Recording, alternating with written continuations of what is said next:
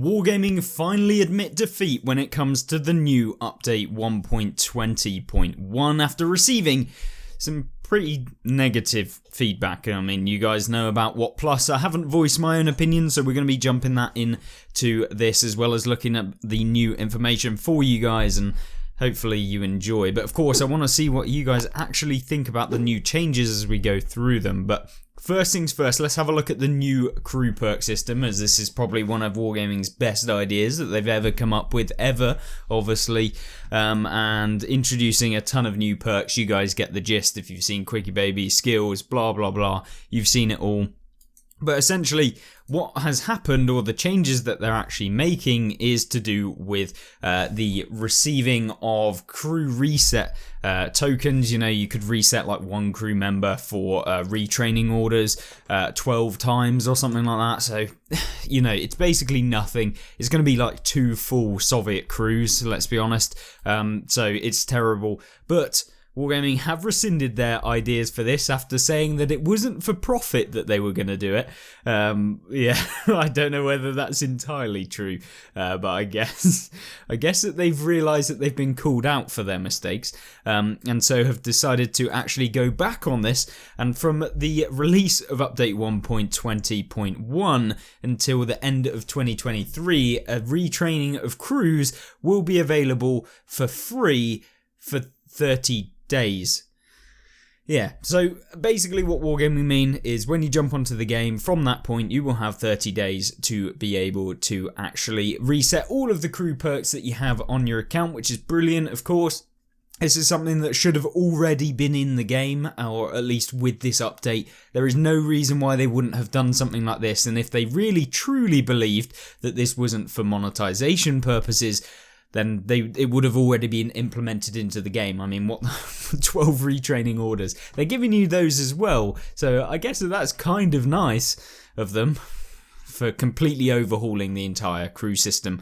But what they've basically said that this update has been for is for implementation of future improvements. So they're saying that reducing the kind of emphasis on getting certain perks, which is basically Wargaming's way of saying we're just adding more perks so that people have to purchase more crew XP to be able to actually stay competitive.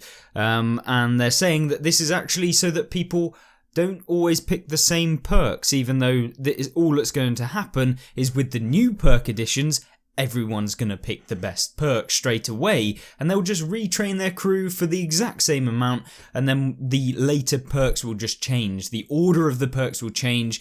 The fact that you basically end up with the same perks is going to end up the same. So this is just some like fluff content that Wargaming have come up with in order to try and justify the reason why they've added these new crew perks. And if they were truly wanting to actually intend on making these perks more valuable as they make it out, they would have actually come back with something like they would limit the amount of perks that everyone can have. Therefore, you know, your choices are determined by the tank that you're playing, and it would limit the amount of overpowered perks that you could pick or whatever, and it puts a barrier for new players to be able to pick up these perks, because you won't actually need, like, I don't know, 30 million crew XP on various different tanks to be able to get the perks to stay competitive. And in fact, you may only need, I don't know, something like 5 million instead of the 30 or whatever it is as the maximum cap. Now, obviously that isn't the case, and we've been bundled in with some of this trash. So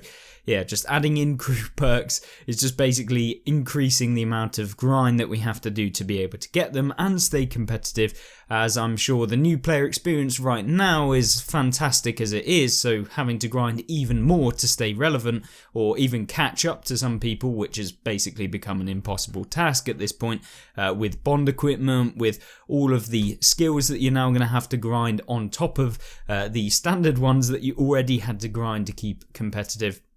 Yeah, it's just basically impossible for a new player to really jump to the stages that we're at. Of course, that should be somewhat relevant given that this game is so old, but yeah, I mean, it shouldn't be impossible for someone to stay up to date with how the game is, but Yeah, Wargaming have obviously caring so much about the new player experience, as I'm sure you guys know. So surely you're probably thinking, well, Wargaming are going to answer these questions. So let's have a look at their answers to some of these questions that we're all probably thinking. I mean, if you've played the game for any length of time, you can see here, isn't this just forcing everyone to get more of the perks, or all of the perks to stay relevant? Well, Wargaming's justification is that we've added more perks to the game and balanced them against each other to ensure their value depends on your playstyle and vehicles. However, we have not changed the experience progression system, as we're sure that having the ability to learn all these perks shouldn't be reachable.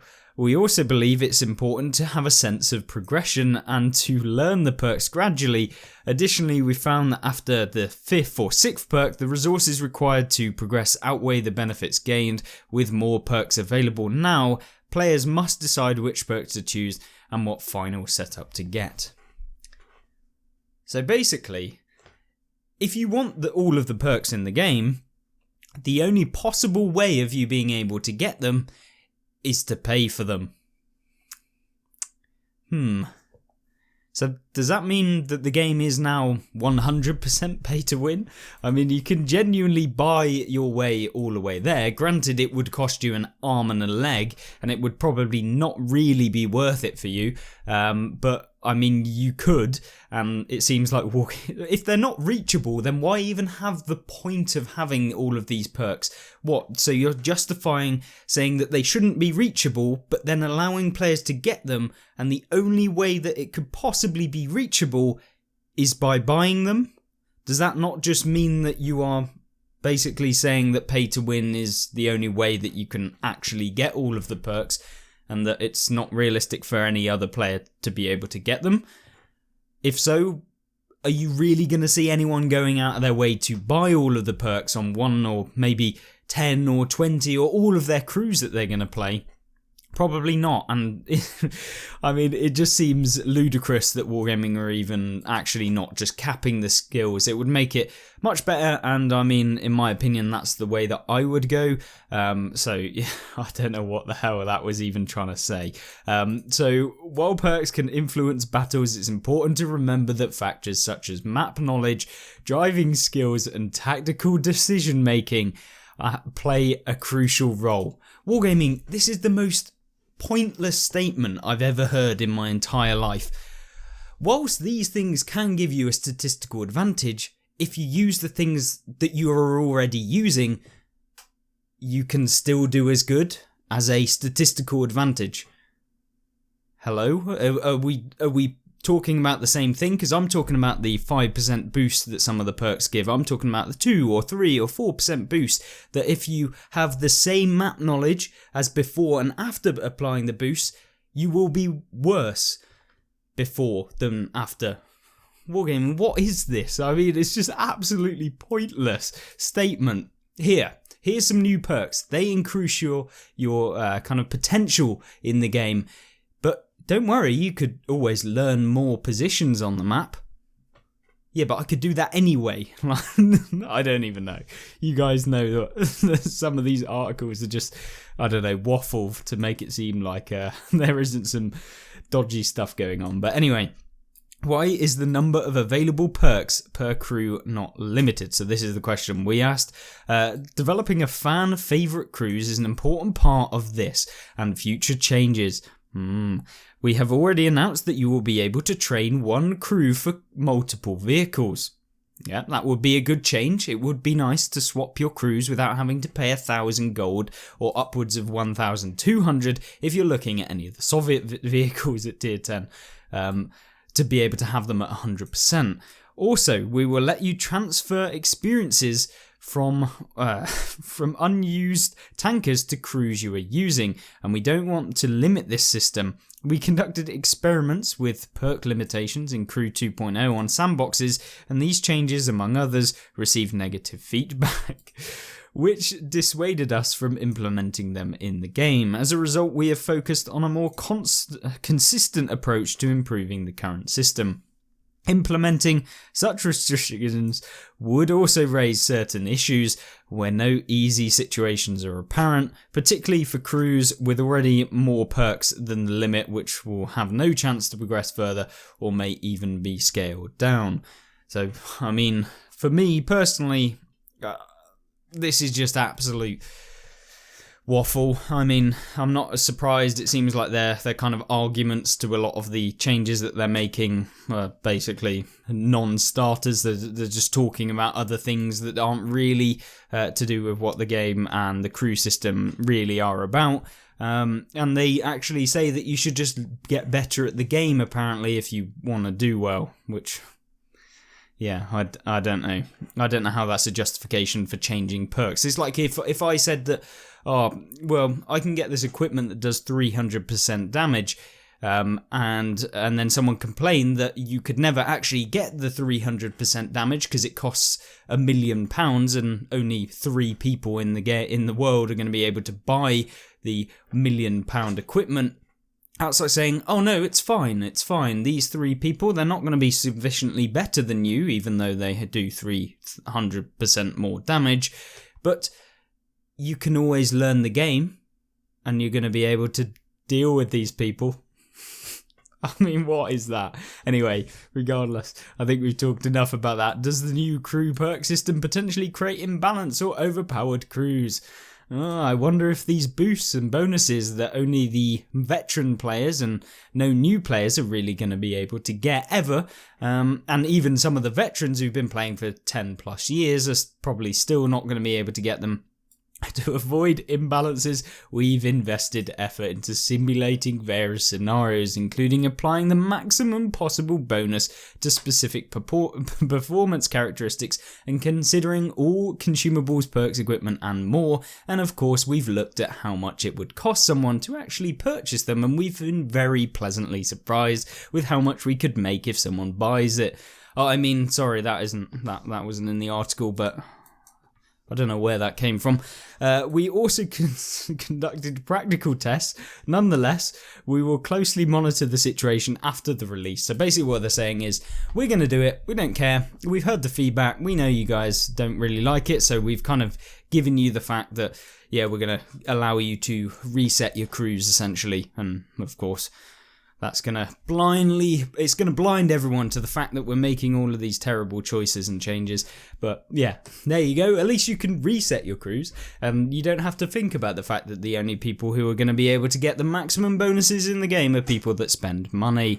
And that would be... yeah. Once again, we want to express our gratitude for your comments, opinions, and concerns. We believe the new system will benefit all players by adding more variety and depth to the game. If you wanted that, then why wouldn't you just lock the amount of crew skills that everyone can get, and therefore people would have to choose, not just get everything. But there you go. Anyway, that is the crew perk system.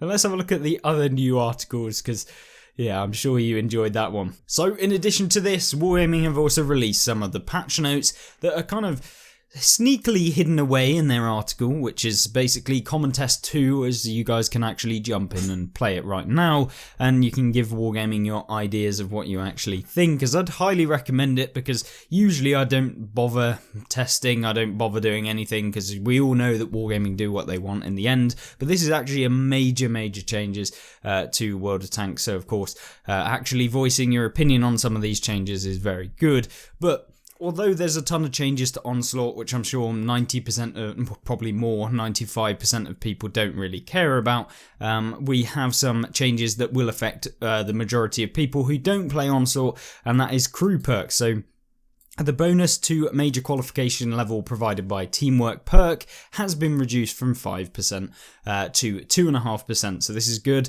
I think that this is probably very balanced. So because essentially...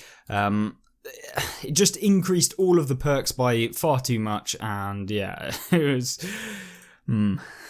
debatably good.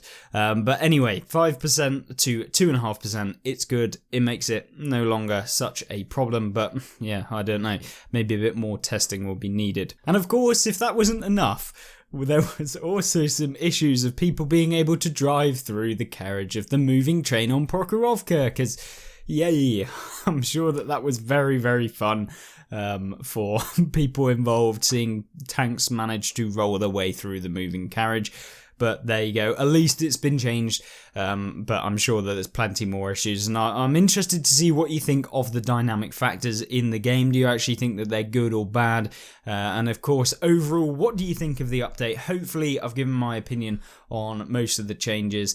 But I'm interested to see what the new Japanese TDs are actually like. And although I want to say that the majority of these changes have been somewhat sus within the game, some of them have actually been okay, and I'm looking forward to it. But as with Wargaming, usual kind of changes and updates that they do, like some of it is good, and then it feels like it's one step forward, two steps back, and you end up just feeling like, why have you implemented this when all you really needed to do was this? And yeah, it's always the case, and I don't know why I'm surprised at all. But we've broken the silence. Hopefully you guys understand that I don't usually like coming out with these horrible videos that are just basically talking about the terrible decisions Wargaming are making, but it needed to be addressed, and you guys know my opinions now. Yeah. I'm very interested to see what you guys think. But other than that, hopefully you did enjoy this video, and it was a quick-ish one, so yeah, thank you and goodbye.